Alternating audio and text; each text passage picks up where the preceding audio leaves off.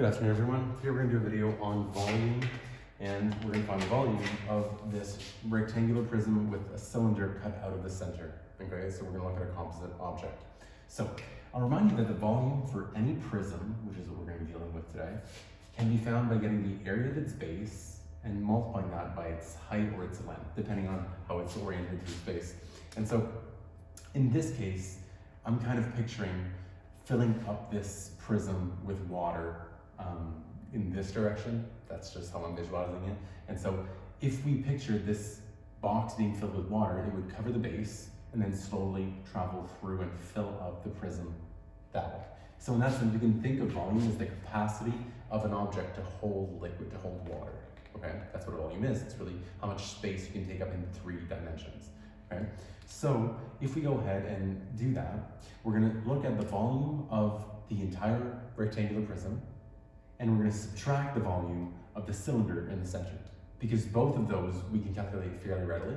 And so if we subtract the volume that is taken up by the cutout cylinder, then we'll get the volume that remains inside of the box.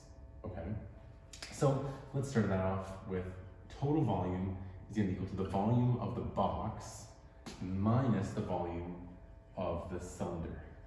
Okay, and now applying our general formula for the volume of a prism, the volume of our box is going to be the area of the base. And so that's going to be, let's call our dimensions something so that we can easily refer back to them. So I'll call the 7 meters this dimension, the width. I'll call the 12 meters the length of the prism.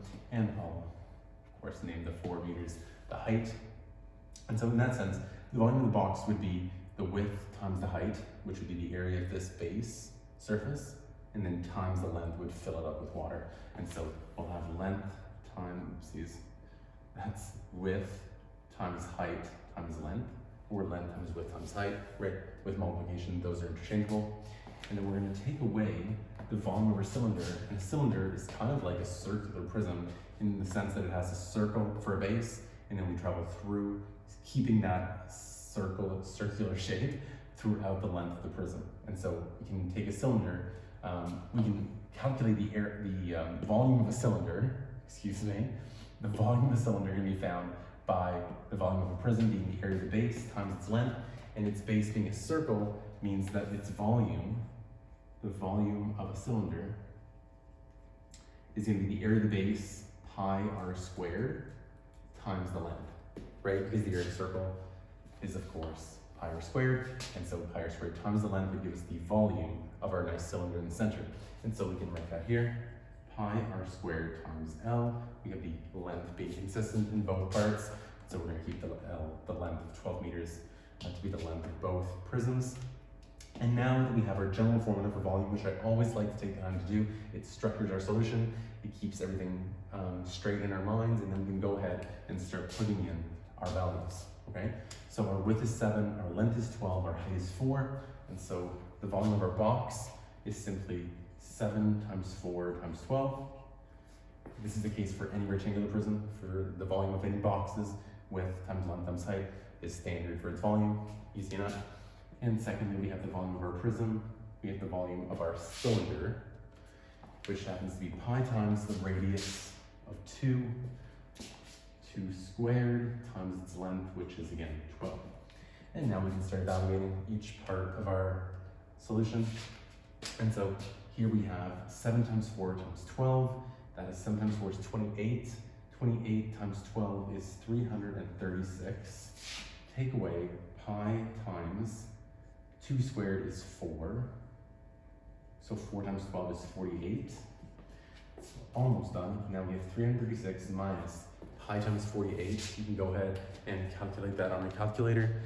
We're going to be somewhere around 150. 48 times pi. We get 150.8. 150.8, like so.